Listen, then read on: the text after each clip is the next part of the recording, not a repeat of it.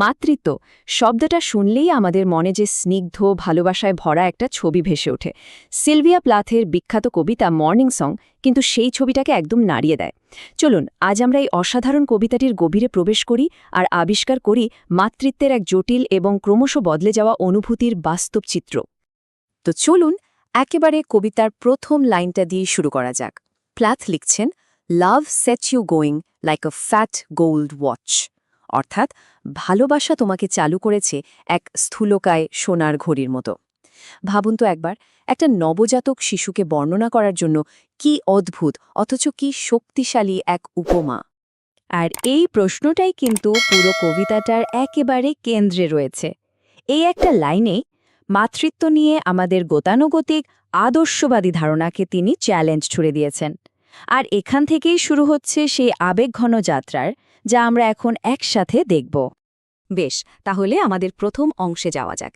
এখানে আমরা দেখব জন্মের ঠিক পরের মুহূর্তে কবিতাটি কিভাবে এক ধরনের দূরত্ব আর দিশেহারা হওয়ার অনুভূতি তৈরি করছে।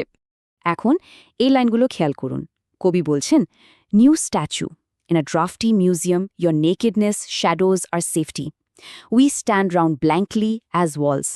শিশুটি যেন একটা নতুন মূর্তি, যা একটা হিমশীতল হাওয়া চলাচল করা জাদুঘরে রাখা হয়েছে, আর মা বাবা তার চারপাশে দাঁড়িয়ে আছে দেয়ালের মতো অনুভূতিহীনভাবে। এখানে বক্তা নিজেকে একজন সক্রিয় মা হিসেবে নয়, বরং একজন নিষ্ক্রিয় দর্শক হিসেবে অনুভব করছেন। এই তুলনাগুলো বক্তার ভেতরের দ্বন্দ্বটাকে দারুণভাবে ফুটিয়ে তোলে। মানে একদিকে গোল্ড বা সোনা শব্দটা দিয়ে শিশুটির মূল্য বোঝাচ্ছেন, আবার অন্যদিকে ওয়াচ বা স্ট্যাচু বলে বুঝিয়ে দিচ্ছেন যে এর সাথে যেন কোনো প্রাণের যোগ নেই, পুরোটাই যান্ত্রিক। কি অদ্ভুত এক আবেগগত বিচ্ছিন্নতা! এখানে এসে তো বক্তা তার এই বিচ্ছিন্নতার অনুভূতিটা আরও সরাসরি বলছেন, I am no more your mother. তার কাছে নিজের মা পরিচয়টা মেঘের মধ্যে তৈরি হওয়া একটা ক্ষণস্থায়ী প্রতিবিম্বের মতো মনে হচ্ছে, যেটা কিনা বাতাসের এক ঝাপটায় মুহূর্তেই মিলিয়ে যাবে।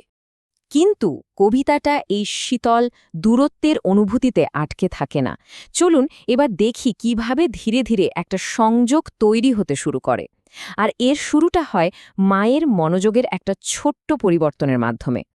এতক্ষণ শিশুটিকে একটা বস্তু হিসেবে দেখা হচ্ছিল, কিন্তু এখন মনোযোগটা সরে গিয়ে তার জীবনশক্তি শোনার দিকে যাচ্ছে।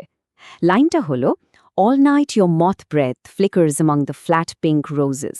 শিশুটির নিঃশ্বাসকে এখানে মথের ভঙ্গুর দানার সাথে তুলনা করা হয়েছে, যা গোলাপের ওপর মিট মিট করে কাঁপছে। এই তুলনাটা বক্তার মিশ্র অনুভূতিকে একেবারে নিখুঁতভাবে ধরেছে। এই যে মথ ব্রেথ বা মথের নিঃশ্বাস, এটা একদিকে যেমন বাচ্চার ভঙ্গুরতাকে বোঝাচ্ছে, তেমনি রাতের নিস্তব্ধতায় কিছুটা বিরক্তিকরও বটে। আবার ফ্ল্যাট পিঙ্ক রোজেস বা অনুজ্জ্বল গোলাপি গোলাপ, এটা ভালোবাসার ইঙ্গিত দিলেও রংটা কিন্তু এখনও পুরোপুরি ফোটেনি। এই বিরক্তি আর কোমলতা মিলেই তৈরি হচ্ছে এক নতুন অনুভূতি। আর এটাই হলো কবিতার টার্নিং পয়েন্ট। একজন অনুভূতিহীন দেয়াল থেকে মা এখন একজন মনোযোগী শ্রোতা। নিষ্ক্রিয়ভাবে দেখা থেকে সক্রিয়ভাবে শোনার এই পরিবর্তন, এই জেগে উঠে কান পাতা, এটাই কিন্তু মা আর শিশুর মধ্যে বন্ধন তৈরির প্রথম আসল পদক্ষেপ। এখন শিশুর কান্নাটা একটা সহজাত শারীরিক প্রতিক্রিয়ার জন্ম দিচ্ছে। কবি বলছেন, one Cry and I stumble from bed, অর্থাৎ বাচ্চার একটা কান্নার শব্দে তিনি হোঁচট খেয়ে বিছানা থেকে উঠছেন। যদিও নিজেকে কাউ হেভি বা গরুর মতো ভারাক্রান্ত আর আনারই মনে হচ্ছে, তবুও তিনি কিন্তু সাড়া দিচ্ছেন। এই যে শারীরিক প্রতিক্রিয়া, এটাই ধীরে ধীরে এক নতুন ধরনের যোগাযোগের পথ খুলে দেয়। শিশুর কান্নাটা এখন আর শুধু একটা শব্দ নয়, বরং একটা ভাষায় রূপান্তরিত হচ্ছে, যা মা বুঝতে শুরু করেছেন। কবিতার মধ্যে এই বিবর্তনটা আমরা খুব স্পষ্টভাবে দেখতে পাই। কান্নাটা প্রথমে ছিল প্রকৃতির আর 5টা শব্দের মতনই একটা নৈবেক্তিক শব্দ। তারপর সেটা হয়ে উঠল একটা কল টু অ্যাকশন, মানে কিছু একটা করার তাগিদ। আর সব শেষে গিয়ে সেই কান্নাই যেন এক মুঠো সুর হয়ে উঠল। আর কবিতার এই শেষ ছবিটা দেখুন, কি সুন্দর! এখানে আছে হালকাতা, স্বচ্ছতা আর আশা। The clear vowels rise like বালুনস।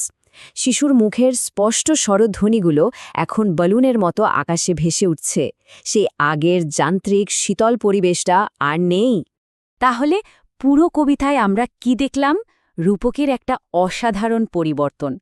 ঘড়ি আর মূর্তির মতো নিষ্প্রাণ শীতল বস্তু থেকে কবিতার শেষে আমরা চলে এলাম প্রাণবন্ত বেলুনের ছবিতে।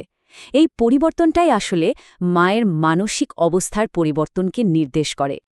তো এই পুরো যাত্রাটা আমাদের কি বলে, কবিতার মূল বার্তা হলো মাতৃত্ব সবসময় একটা তাৎক্ষণিক অনুভূতি নয়। এটা কোনো সুইচ অন অফ করার মতো ব্যাপার না, বরং এটা একটা প্রক্রিয়া যা ধীরে ধীরে গড়ে ওঠে। আসলে কবিতাটা আমাদের মাতৃত্বের একটা অনেক বেশি বাস্তবসম্মত ছবি দেখায়। এটা বলে যে ভালোবাসা বা মায়ের পরিচয় এমন কোনো গন্তব্য নয় যেখানে এক মুহূর্তে পৌঁছে যাওয়া যায়, বরং এটা এমন কিছু যা সময় নিয়ে ধৈর্য ধরে আর প্রতিদিনের ছোট ছোট কাজের মধ্যে দিয়ে তৈরি করতে হয়। আর এখানেই কবিতাটা আমাদের একটা গভীর প্রশ্নের সামনে এনে দাঁড় করিয়ে দেয়। সত্যিকারের সংযোগের শুরুটা কি আবেগ দিয়ে হয় নাকি কাজ দিয়ে? মর্নিং সং আমাদের দেখায় যে একজন মায়ের কাজগুলো, কান্না শুনে জেগে ওঠা, বিছানা থেকে হোঁচট খেয়ে নামা, যত্ন নেয়া, এই কাজগুলো করতে করতেই বক্তা ধীরে ধীরে তার হৃদয়ে একজন প্রকৃত মা হয়ে ওঠেন। আবেগটা কাজের পেছনে পেছনে আসে, কাজ আবেগের পেছনে নয়।